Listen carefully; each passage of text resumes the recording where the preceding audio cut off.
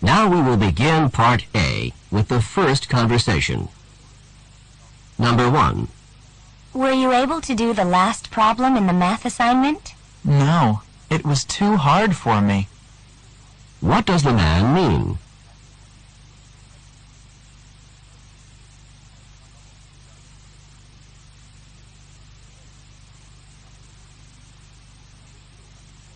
Number 2.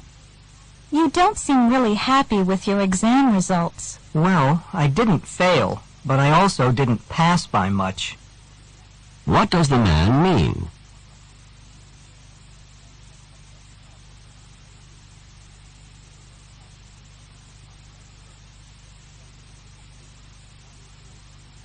Number 3.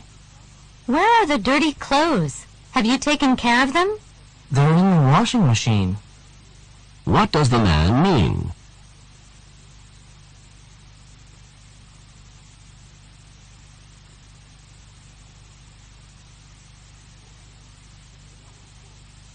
Number 4. When do you think we should leave on our trip? If we leave on Tuesday, we won't have very much time for a visit. Why not leave on Monday instead of Tuesday? What does the woman suggest?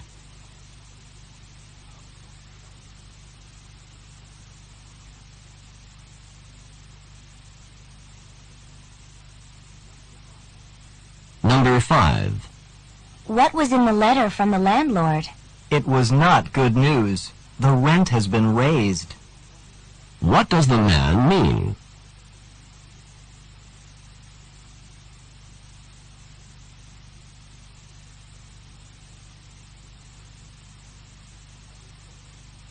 Number 6. I've had to work way too many hours for the last 2 weeks. Your efforts have not been unappreciated.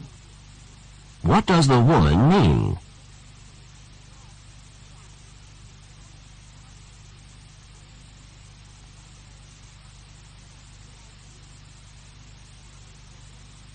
Number 7. Could you help me with this? I'll wash the lettuce if you'll make the dressing. What are the man and woman most likely doing?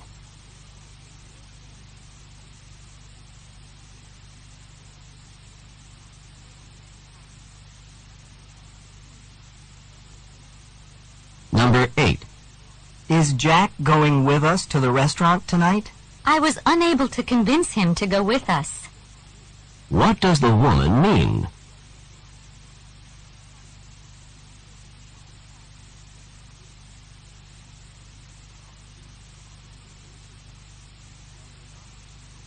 Number 9.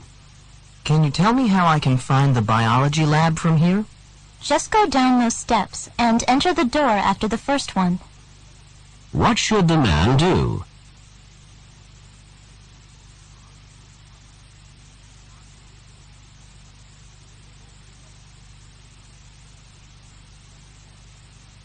Number 10. Is Professor Nash a good lecturer? He doesn't speak very loudly, but otherwise he's great.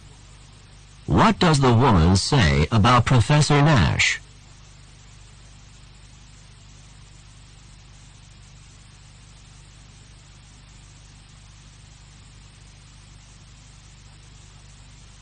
Number 11. We have another history exam on Friday, and I hope this one isn't as hard as the last one. You can say that again. What does the woman mean?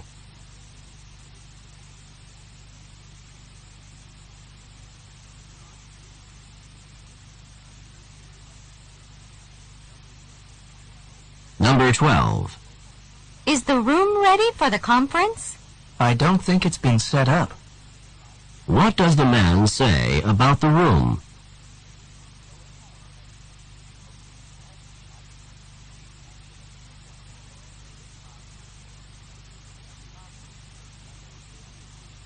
Number 13.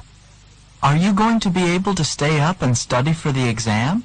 I'm not sure. I'm on my last legs. What does the woman mean?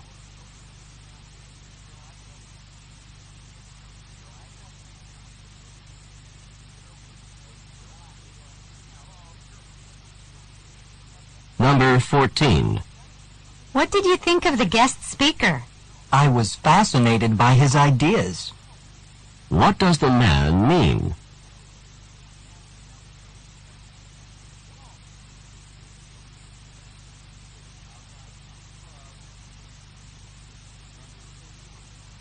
Number 15.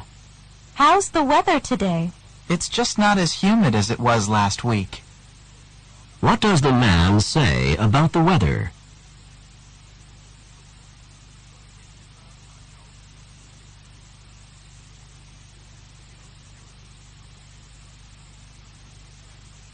Number 16. How did the professor react when you explained that you'd missed class because you were ill? She couldn't have been more understanding.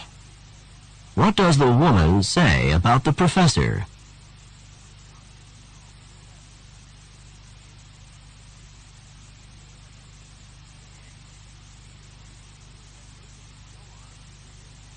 Go on to the next page.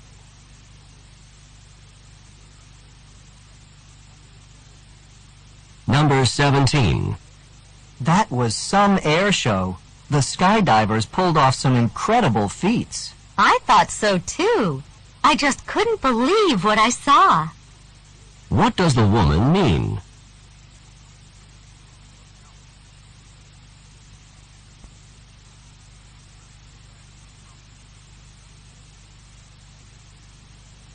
Number 18. Do you think that the restaurant was too expensive? I was surprised at the prices. We barely had enough to cover the bill. What does the woman mean?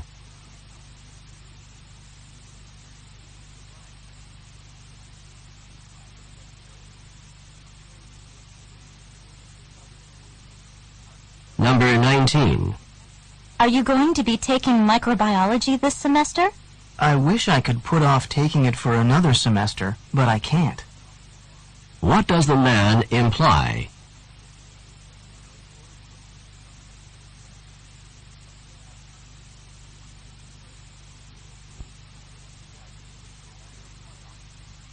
Number 20. I'll see you at the first psychology lecture tomorrow. Then you did enroll in the course. What had the man assumed?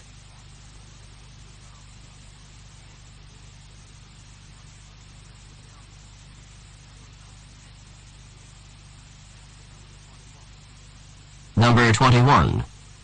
Let's look over the blueprints for the building one more time. Good idea. We need to be sure that the design is absolutely correct before construction begins. Who are these people most likely to be?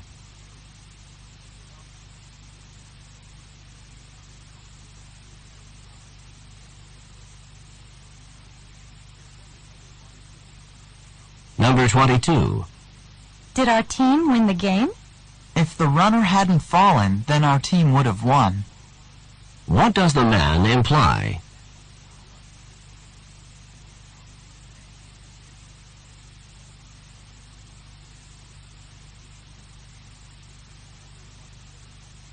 Number 23. That exam's going to be really difficult, and we have a lot of work to prepare for it. Let's get going on it now. What does the woman suggest?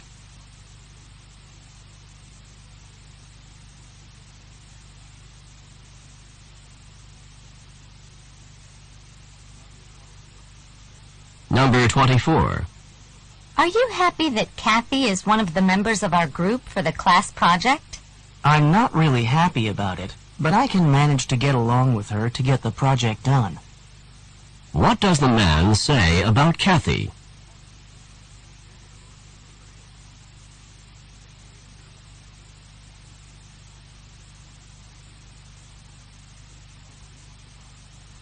Number 25. Can you believe that the department has changed the requirements for our major? This change wasn't unexpected. What does the man mean?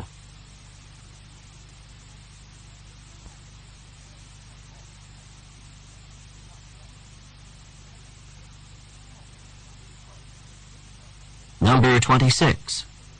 I'm not sure if we should try to buy a house in a few years or keep on renting. We'll cross that bridge when we come to it. What does the woman mean?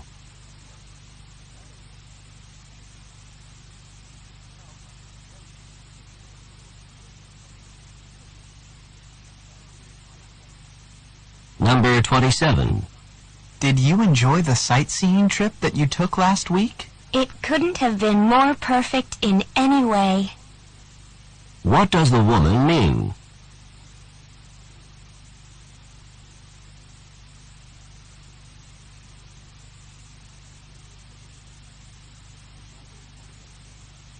Number 28. Were you able to deal with the part of the exam on medieval architecture?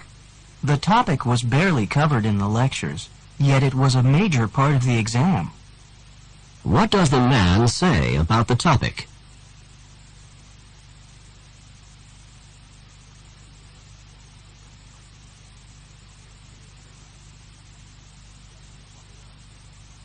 Number 29. I can't believe that there's going to be an exam tomorrow. I wish the professor had announced the exam a little bit earlier. What does the woman imply?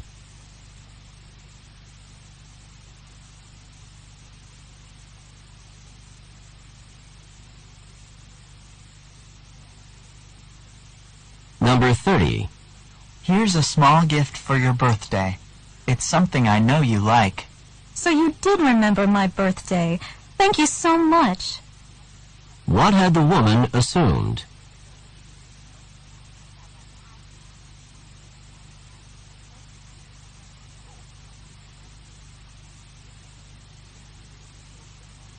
This is the end of Part A. Go on to the next page.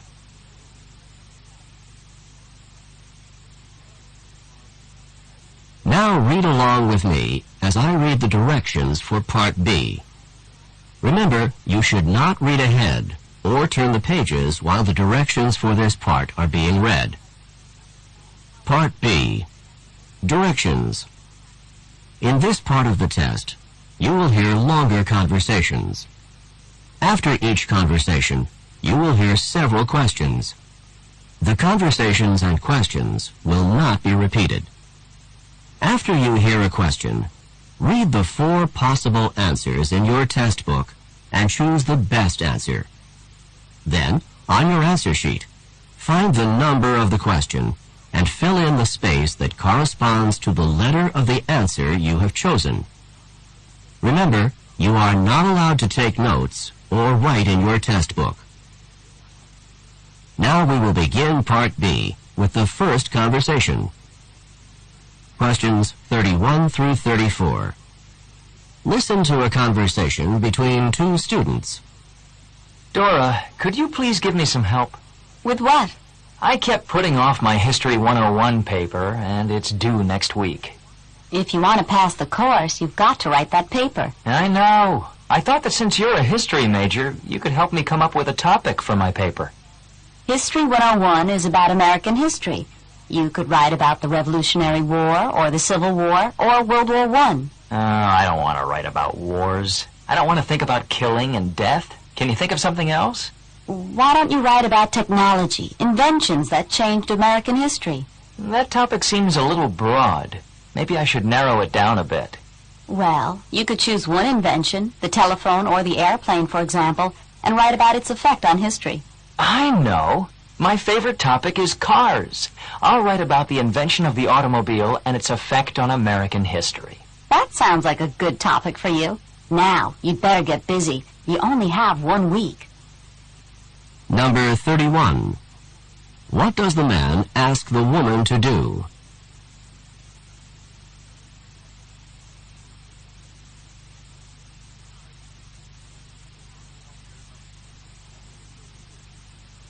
Number 32. When in the semester does this conversation probably take place?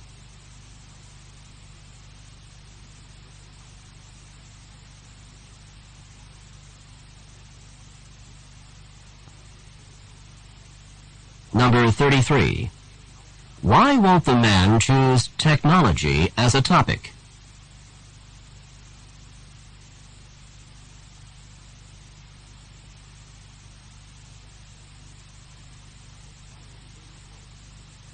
Number 34.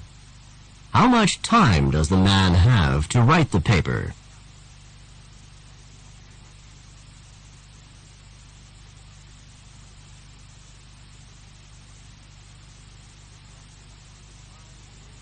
Questions 35 through 38.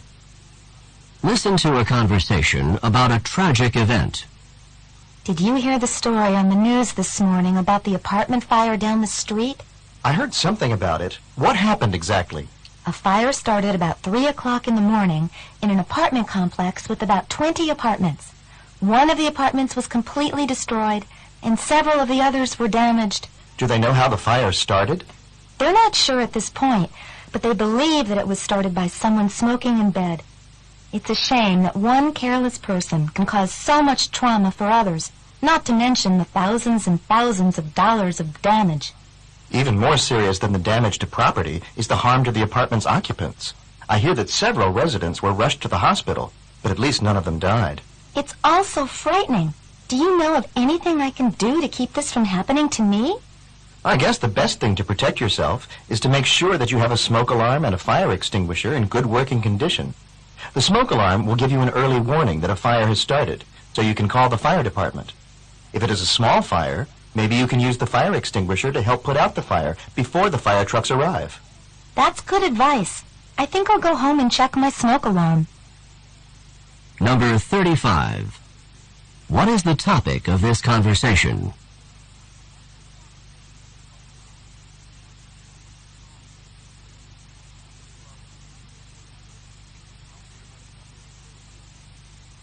Number 36.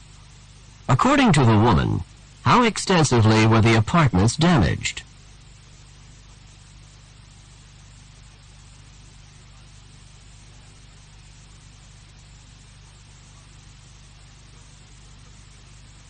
Number 37. What did the man say about some of the apartment residents?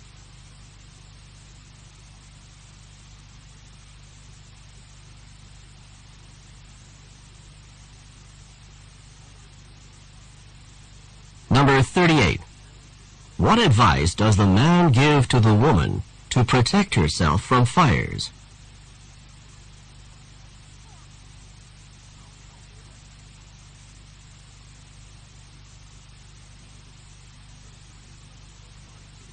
This is the end of Part B.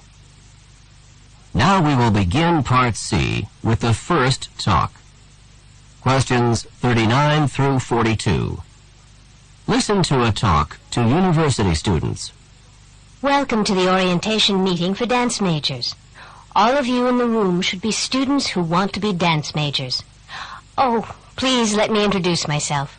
I am Dean Peterson, the head of the dance department. If you are majoring in dance, the most important decision you have to make is which degree you will get. Let me explain.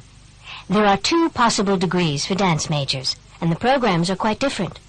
One is geared toward performance, and one is not. The first possible major in dance is the Bachelor of Performance Arts. This is a performance-oriented degree.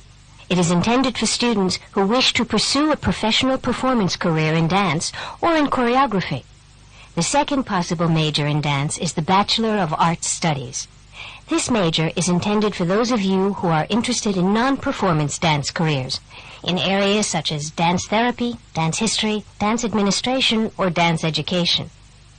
Either major is a 4-year program, but many of the courses that you take along the way are different, so you will have to specify your degree choice early. I hope this information will help you to decide. Number 39. Who is the speaker?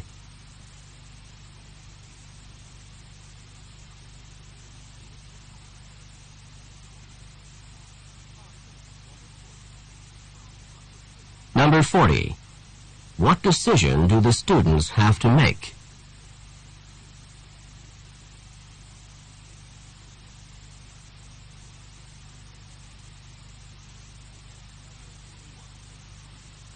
Number 41.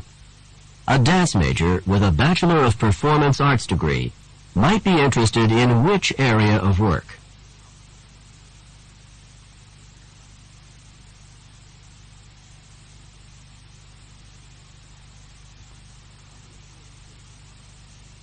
Number 42. What is true about the dance degrees discussed in the talk?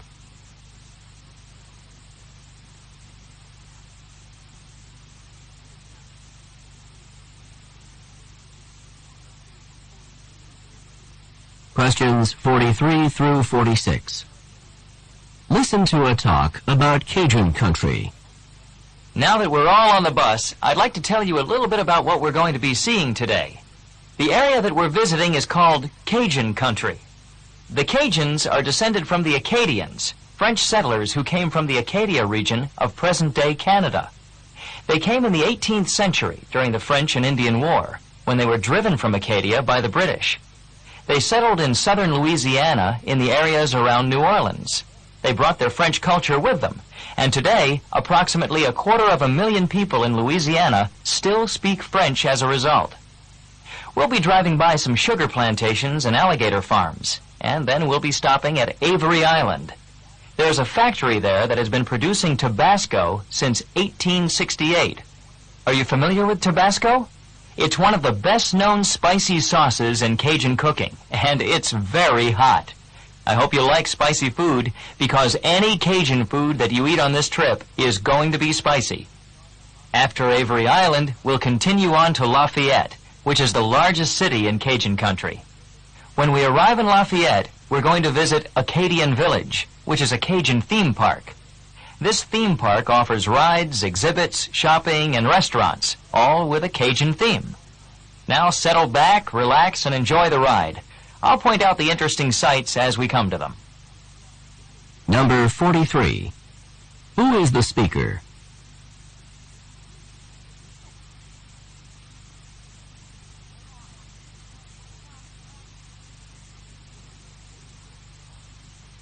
Number 44. What is true about the Cajuns?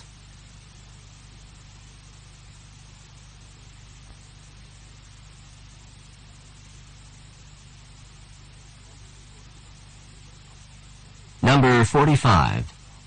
What is Cajun food like?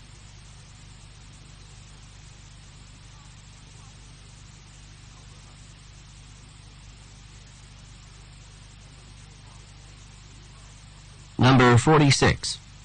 What will probably happen next?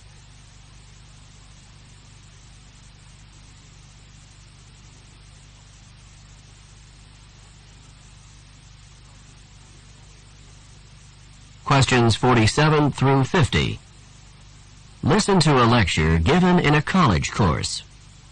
The development of the radio into a worldwide force occurred relatively quickly. In 1920, only 19 years after Marconi sent the first wireless signal across the Atlantic, the world's first radio station was established in Pittsburgh, Pennsylvania. And by 1923, nationwide broadcasting was possible in the United States. Radio broadcasting was initially totally uncontrolled, and each of the dozens of existing stations broadcasted its programs whenever and on whatever wavelength it wanted. The result for listeners, as you can imagine, was often a garbled mess. This confused situation in radio broadcasting lasted until the Federal Communications Commission, which is often referred to as the FCC, was created in 1930 by the United States government. The initial purpose of the FCC was to regulate radio broadcasting. Each station was assigned a wavelength for its broadcasts to minimize interference from other radio stations. Number 47. What is the topic of this talk?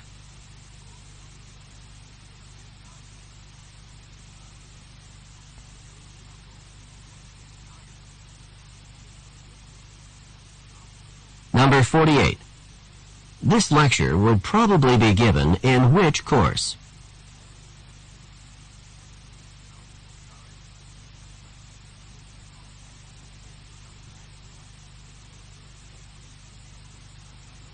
Number 49.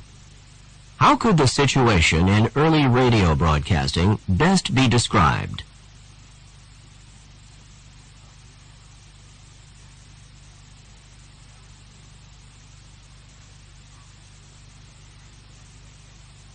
Number 50. What do the initials FCC stand for?